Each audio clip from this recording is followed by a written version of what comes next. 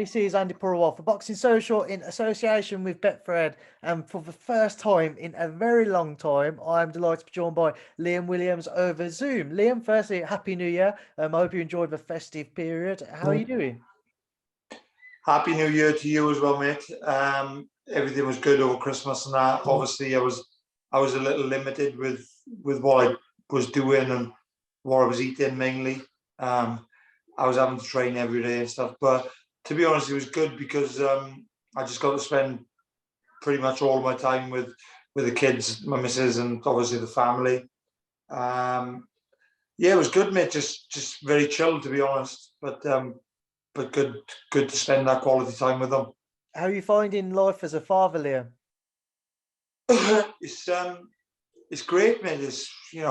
Obviously I got my little girl. She's not a baby anymore, but she's like, well, she'll be 6 in February. So they both are very like different stages right now. She wants everything. She's nagging constantly. Dad, look at this, do this. It's like that's hard work in one way, but then on the other hand, with my little boy, he's obviously can't look after himself in any way. So that brings a lot of pressure as well. But to be fair, when it comes to the baby, my missus does. She looks after him, like so. It's but it's nice. It's rewarding, mate. It's part of life, and it's a good part of it. I'm glad to hear, obviously, you've been enjoying fatherhood for the last few months, in particular with your newborn baby boy. But coming to the boxing talk, a frustrating period for yourself, Liam.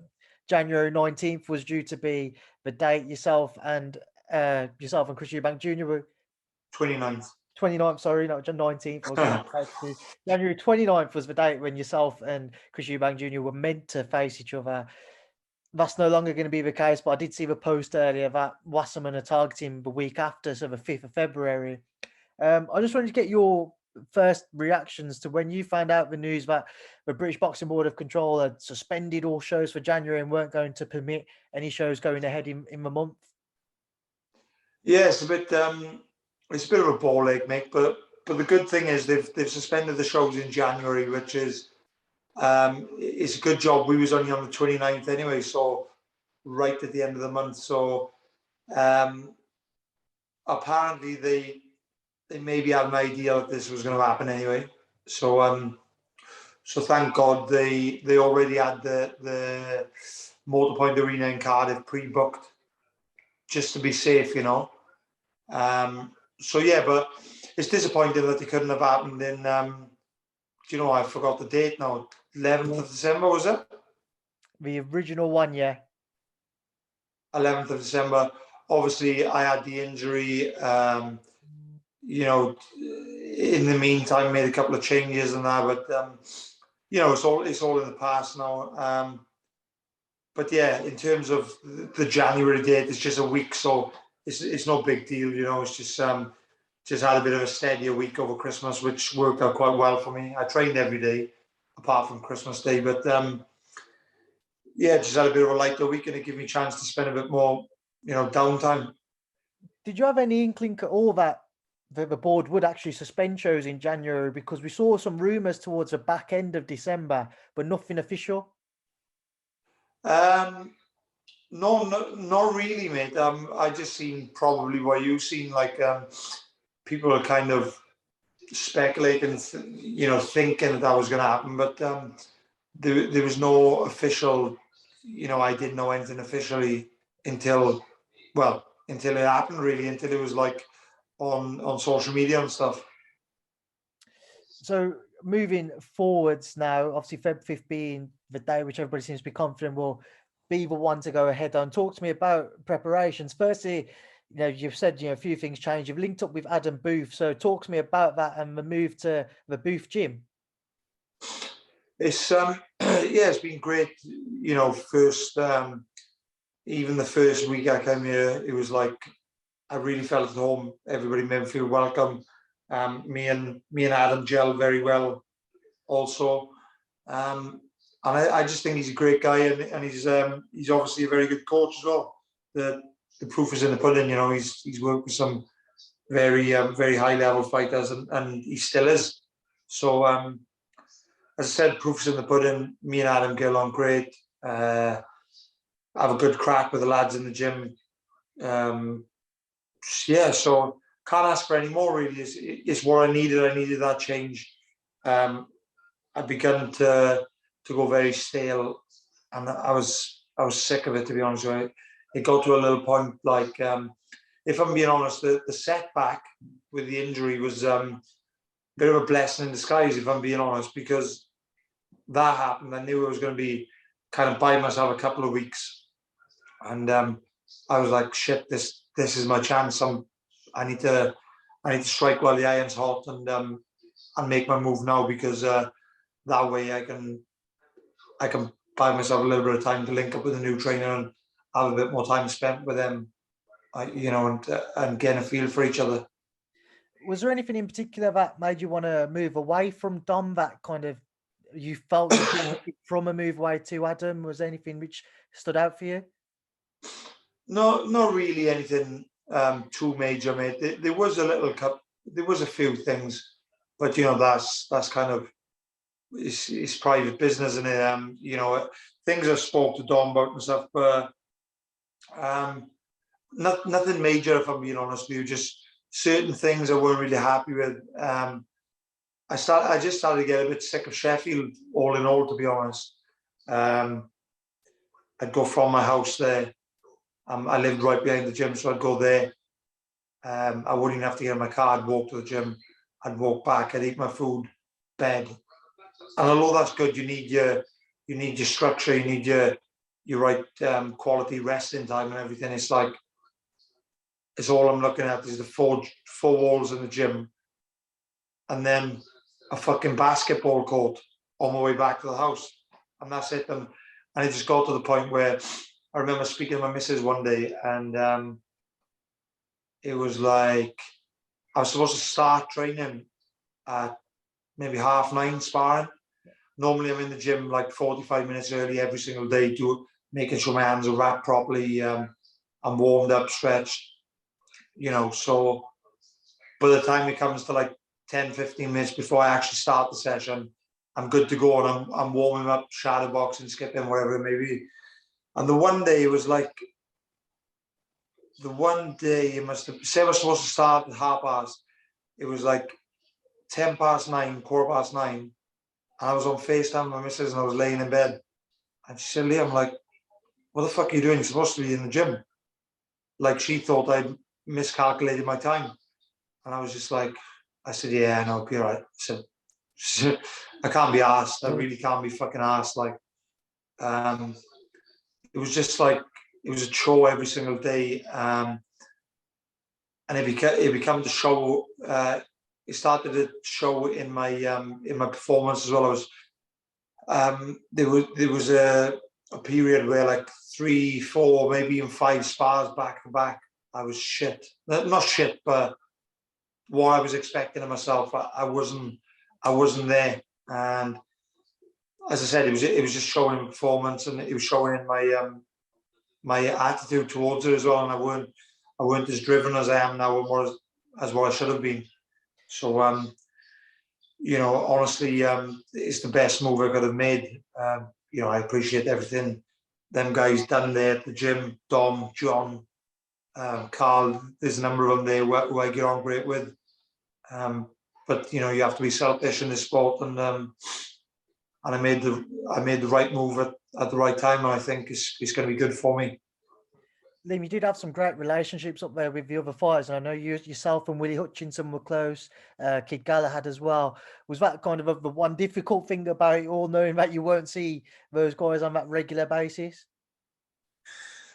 Yeah, if I'm being honest with you, mate, I knew the time was right, because when I thought about everything, I thought to myself, what am I going to miss the most? You know, I had to try and put everything into perspective and figure out what.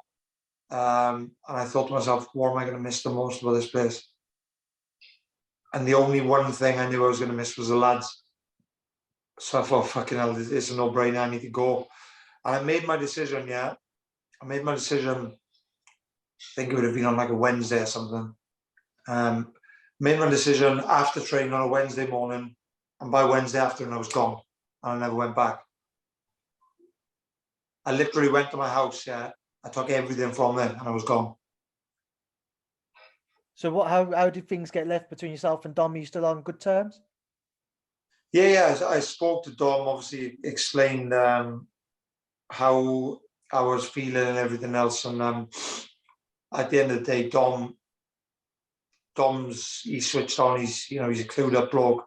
Me and Dom had a very, very good relationship, working relationship mainly. But yeah, he understood it, and he even said to me, Liam, look, you need to be, just what I said earlier, really, you need to be selfish.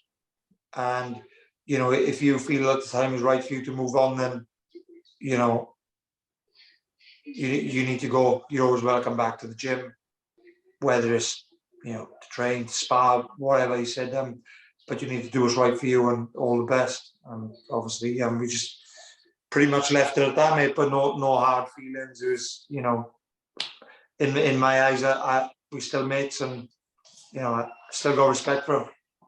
Liam, we've had, what do you feel he's going to bring out of you that you want everybody to see? Because I'm sure you weren't short of, trainers who might have reached out to you, or maybe even guys that you thought about. So what in particular do you feel that you will benefit from linking up with Booth?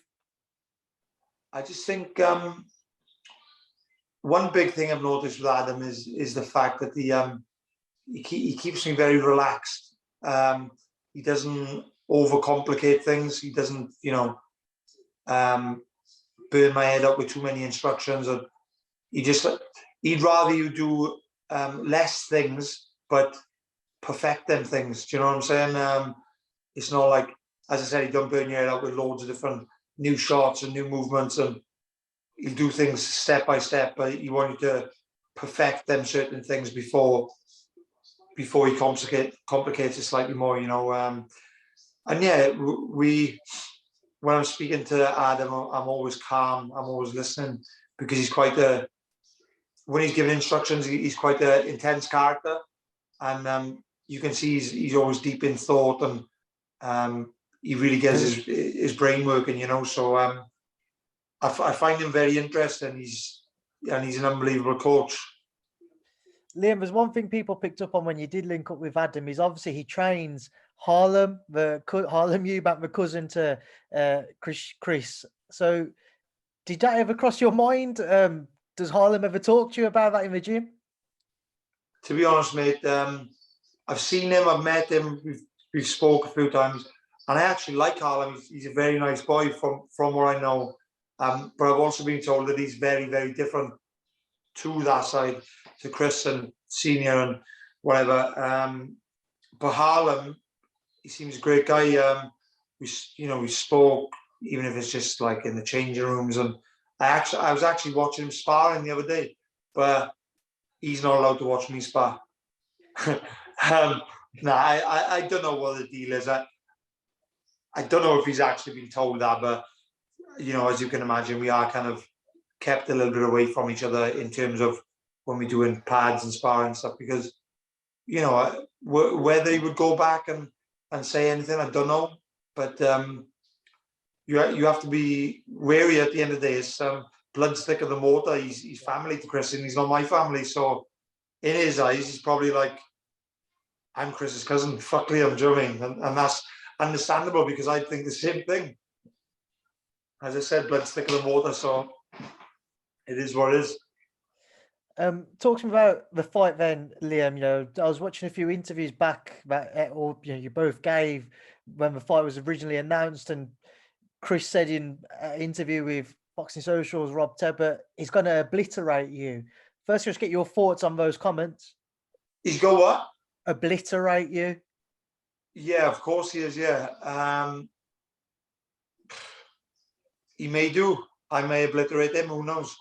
There's only one way to find out, isn't there? And at the end of the day, that's going to be on fight night.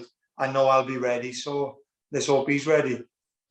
people know you both like to throw a high volume of punches. Is this one which he just has to catch fire, Liam? Is no way this does not just entertain the crowd, but it can start the year off with a bang, certainly for British boxing, if not world boxing. Yeah, I think it is one of them fights which is pretty much guaranteed to catch fire, as you said. You know, it could be a tricky couple of opening rounds. We could be, you know, trying to box or whatever maybe. But when it gets a little bit heated, I know, you know, Chris and everybody else knows that we're gonna open up, and I think it's gonna be. I think there's going to be a couple of good trade-offs in the fight. I think you know, both of us come to fight, throw a lot of punches, and get stuck in really. So it's only going to make for an exciting fight, and I think the fans are the real winners. They're going to be the ones which get the most from it.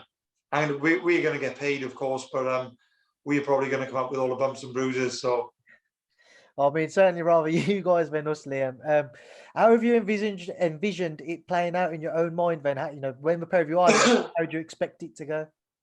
Listen, I'm not going to sit here and chat shit, mate, and say, I'm going to fucking go blitz him one round. It's going to be, I think it's going to be a hard fight. I think it is going to be a tricky, and a fight where I'll have to dig in quite a few moments. But I think my skill, strength, and I've got a big heart. You know, I'm never going to back down to one of his little flurries. I mean, he's going to need to he's going to have to hit me and keep me hit. So, and I don't think he's got the ability to do that when I'm firing back at him, you know. So, yeah, I just think it's going to be a bit of a sapping fight. It's gonna take a lot of energy and concentration, but I think I can outbox him. And who knows, you know, when we start getting into these trade-offs and things get a bit heated, then who knows? I think I've got the power to knock him out, which is not going to be an easy job, by the way, because he's got a good chin and he's a very fit lad. So, you know, his recovery is obviously very good as well. But I do think I've got the power to hurt him and, you know, knock him out possibly. But if not, I need to be prepared for the 12 rounds. I need to be focused and alert for the full 12. Liam, I think in all of your fights, but particularly the big fights in your career, there seemed to be some form of a personal kind of issue between yourself and your opponents. So you go back to the Smith fights, the Andrade fight, and now with Chris. What is it about Chris which makes it more personal for you in comparison to those ones which I've just mentioned? Well, to be honest with you, like, so the difference being, I just think when the other fights were made, such as Smith and Andrade, you know, there was a bit of needle, both giving each other a bit of stick and whatnot. Andrade, maybe not so much. It was mainly me giving it to him. But the thing is, when you make a fight with someone,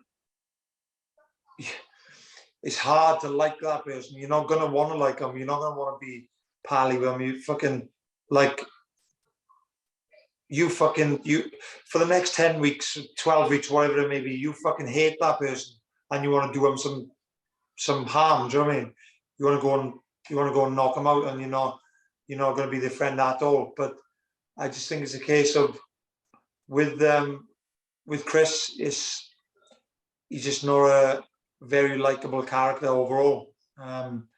Whether he was my weight or wasn't my weight, I just wouldn't like the guy's character anyway. So it is what it is. You know, he obviously doesn't like my character either. Each their own.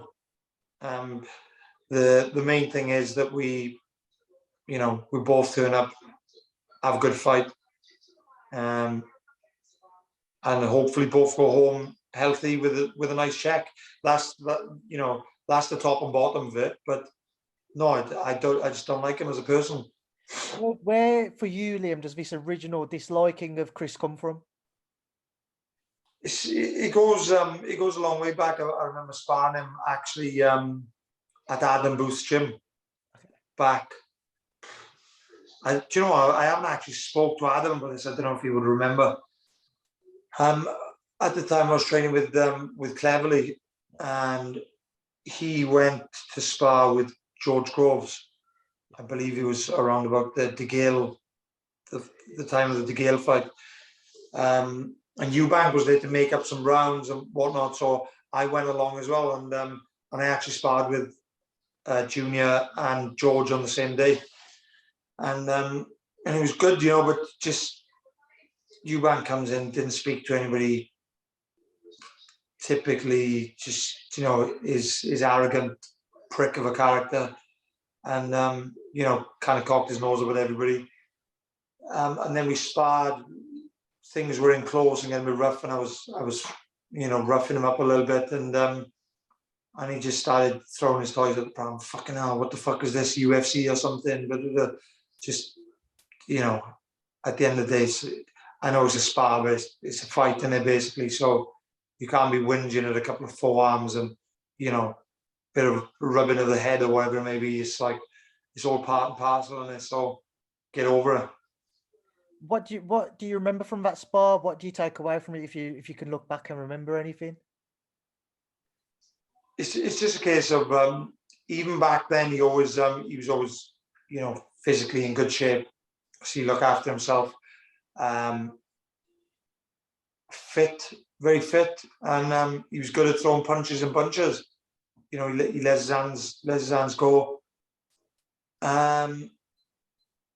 Doesn't really carry a great deal of power. His biggest thing is the punches and bunches and the volume. That's all that catches you off. But in terms of big punch power, I don't really feel like he carries a lot. I don't have nothing to worry about. But that's not to say that I'm going to be wanting to stand there and taking shots. It's not good. So. But yeah, it's exciting. It's a very exciting fight, and I'm buzzing for it. It's it really gets me going. I mean, you are going back, quite a few years to think about the spar, Liam. But is it, from what you can remember, is there anything which, looking at that now and looking at how Chris fights still, which you feel you'll actually still be able to take advantage of from that spar heading into this fight? Not really, mate, if I'm being honest with you. It's obviously a long time ago. I remember them certain moments, which I've just said about, but in terms of the spar itself, I can't really remember. Well, I can't remember fuck all, if I'm being honest. But just obviously them standout moments, which you see him coming in, and when he was whinging about the bit of rough tactics and whatnot. And just to touch on somebody else, and you mentioned Groves. Can you remember much of sparring George? No, same really, mate. Just kind of bits and bobs. I've actually sparred George further along the line as well, maybe like a couple of years ago, when he was boxing. Who would he be in boxing? Chudinoff, maybe. Okay. It is Chudinoff, isn't it? Yeah. When he was sparring him, was it Chudinoff? Anyway, yeah, it was quite a few years, after this, and as I said, it was good. It was competitive. George, very good jab, very good, sharp movements, and he can dig a bit as well. Liam, just before I let you go, I just want to get your thoughts on a few other things. As we mentioned earlier, those relationships you had in the Ingle gym, we know Kid Galahad, somebody you're close with. He had his defeat to Kiko Martinez. How is Kid, first and foremost? Have you spoken to him recently? Bits and bobs. I haven't spoken to him for a couple of weeks, but obviously spoke to him after the fight. Now, I didn't go into a great deal of, didn't go into the, the nitty gritty, but just he seems okay. Barry's he's a very strong-minded character. Like I've always said that. Like he's fucking he's stone cold, like nothing really bothers him. Obviously he was upset, it goes without saying, but I don't think, you know, that loss is enough to set Barry back too much, because, you know, he knows he's got all the tools. As I said, he's mentally basically unbreakable from what I've seen. And he's super talented, and he knows he's got all that. So I think he'll come back with a bang. Do you expect him to have the rematch with Kiko, or do you think he'll move up? Because that was the one conversation people have had after the fight, is how he made weight, saying that he maybe struggled to get down to 126. Do you think he'll make good of a rematch, or he'll move on? I think if he has the rematch, he will beat Martinez. But I've said this. I said this in the gym shortly after, like, even being Barry's mate, I don't think he should go straight back into the rematch, because just got knocked out by this guy. All right, Barry might be the better fighter, but he's been knocked out by him. I think it's always a bit of a risk, you know, when you get knocked out by somebody, that you go straight dive back in, because sometimes you can get over emotional, and, you know, you want to get your own back on this guy, and it might unravel your good work and you know what you're meant to be doing. So but I said it even before he got knocked out. It was the 5th round he got knocked out, Yeah. So Barry's never made that weight easy.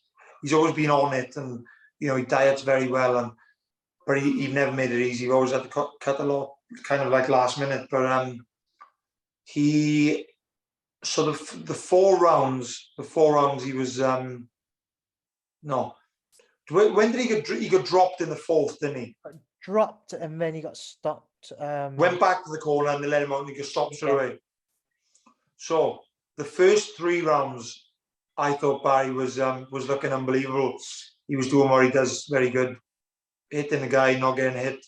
You know, typical Barry, slippery. You know, and he seemed to have a lot of impact in his punches. And then all of a sudden, round. Sorry, Liam, it was a 6th round. I was trying to work out, mate. It was 6th round. Was it? 6th round, he got dropped. 5th round, he got dropped. I'm trying to remember. Yeah. Right. So it was 4 rounds. He looked great for them. Yeah. And he was, you know, he had some good pop in his punches, and he was hurting him. You could see he was like, Kiko was a bit fucking, you know. I thought a couple more rounds of this potentially could stop him. Do you know what I mean? If he keeps hitting him clean, and then the 5th, Barry came out all of a sudden after the 4 rounds, and it was like he didn't have the same pop in his punches. Barry's a very accurate puncher, and all of a sudden you see him start to swing and miss a few times, and, you know, nothing dramatic, but you could see him, he wasn't hitting the target nowhere near as much. And when he was hitting him, it didn't seem to have the same effect. You couldn't really hear the thud in the punch. And I said to somebody, it might have been my missus, because she was with me, or it might be my mate John. I said, he's fucking, it's almost like as if he's dipped this round. I don't know if he's a bit weight drained or what, but he's definitely dipped. And then all of a sudden, crack, he fucking goes down heavy, and, you know, he's obviously fucked up. Not to stick the boot in or anything against Dominic or anything like that, but me being totally honest, hand on heart, I don't think he should have been allowed out for that 6th round, because when I seen him get up off that stool, I thought, nah, this ain't good. This ain't going to end well here. And it took nothing to put him over again, do you know what I mean? But, you know, when you're in the corner, same as when you're a referee, sometimes you have to make that split-second decision. Sometimes you make it in time, sometimes you don't. And it's the nature of the game, I suppose. And then just the final one to touch on is Khan Brook again. Brook Cowell, somebody you know from that Winkerbank gym. What are your thoughts on it, Liam? It's only 2 weeks after what will be your new proposed date of February 5th, happening on February 19th for them. What are your thoughts on Amir Khan and Cal Brook? Listen, it's past the sell-by date. We all know that. Everybody knows. But it's still a good fight. It's still... How good the fight itself will actually be, I don't know. But it's still a good fight in terms of it generates the public, you know, it gets the public involved. And although it's a couple of years after it should have happened, probably like 4 or 5 years, something, realistically, it's still a good fight. It's still one I'm interested in. And I just hope, I think and I hope Kel still got enough to beat Khan and potentially knock him out, I think, because he carries some decent pop, you know. The one thing people are still talking about is the weight clauses. 149 is the weight that's been agreed for the fight, and then neither fighter can weigh above 163 the day after. People talk about Kel and how big he is trying to get down to welter. He's only got 2 extra pounds to work with. You know, you've seen him in the gym, you've worked alongside him. Is that enough for him, or is it still going to be detrimental for him to try and break his body down to 149? Yeah, but yeah, it's going to be difficult. 100%. You've always struggled making welterweight. So it's one of them where it's going to be difficult. But in terms of the rehydration, what did you say was 163? Yeah, 163.5. So it's still a stone, still 14 pound, 14 and a half pound. Realistically, I don't think he put on much more. I don't think he put on more than that anyway. Within 24 hours, isn't it? And if he did put on more than that, I think it'd be excess weight, which he doesn't really need, or he ain't gonna benefit from anyway. So I think that's an ideal weight for Kel to come in, because I've done it myself in fights before. I think, you know, rehydrate, get big, get heavy, and I've gone into a fight and felt like shit, can't get the shots off you. You got that bit of lag, you know, and it's not good. So I think a stone realistically is enough for anybody. Right, Liam, just before I let you go now to go and get some rest, because I'm sure you've bargained for a lot more tonight than what I maybe sold to you earlier when we said we'd do this interview. Just a final message to Chris Eubank Jr. ahead of your rescheduled date. Just be ready. Same as I always say, be ready to put it on the line. And let's give the fans what they want to see. They deserve it. Right, Liam, I appreciate your time now. I'll leave you to get some sleep in, get rested for another day in the gym. And carry on watching James Bond now. You put me on stop. Well, which James Bond are you watching? Do you know what? I was interested because I haven't actually seen. This sounds bad. Well, it's a bit weird, really. I haven't actually seen him, and it's called On Her Majesty's Secret Service. You've never watched James Bond at all, first and foremost, Liam? No. I swear, I looked up this film. I looked up this film earlier. I'm sure I'm almost certain it said something like 1960. Wait, you've looked up the film and you've had to look up James Bond? No, I know what James Bond is, but I thought, fuck me, this film looks slightly old, you know.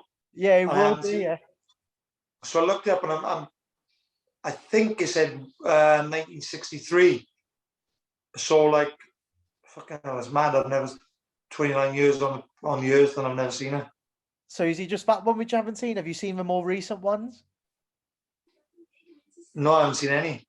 Oh Jesus! All right, Liam, I definitely need to leave you to catch up with that, man. At least we know what you can do for the rest of camp. It's funny because me and my missus was talking about it, and she said if I like, so I watched the Kingsman. You seen that? Yeah. I watched that. I watched all 3 of them. Yeah, the new one as well in cinema. Are you trying to compare the Kingsman to James Bond, Liam? No, but I said to her, listen, I love these films, like Secret Service. It's good, like it's interesting, keeps you on edge. And she just said, like, oh, I feel like that. You love the James Bonds, because she knows I've never seen them. So, and it's just mad. I was come on now, and there was only a couple of days ago we was talking about. Liam, when people see this and know you've never watched James Bond before, I've got a suggestion for you though. John Wick. Have you ever watched John Wick? No. Right. There's three of them. Which have come out. John Wick, Keanu Reeves, who was in The Matrix, the main actor in The Matrix. So John Wick is something that I'd highly recommend. I'll have a browse. Let me get the bombs done first, and I get on John Wick. All right, will do, mate. But listen, I appreciate your time. Enjoy catching up with the Bond films and then John Wick. Thank you for speaking to me on Boxing Social. I have to start it again, though, mate, because you fucked me up. Cheers, mate. Bye. Take care, mate. Ta-ra. Ta-ra.